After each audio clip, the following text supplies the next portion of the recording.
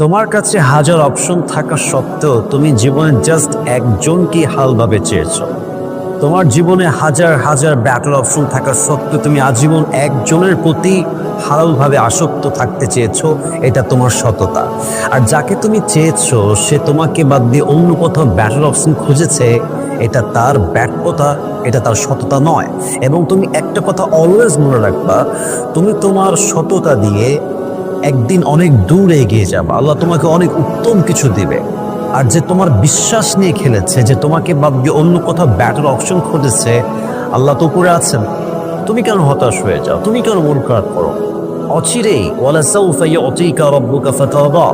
Put your trust on your Lord and believe that indeed and verily your Lord will give you something that will definitely make yourself happy. ভরসা রাখো আল্লাহর উপরে। আল্লাহ এমন কিছু তোমাকে দিবে, এত উত্তম কিছু দিবে, তুমি কখনো কল্পনাই করতে পারবে না।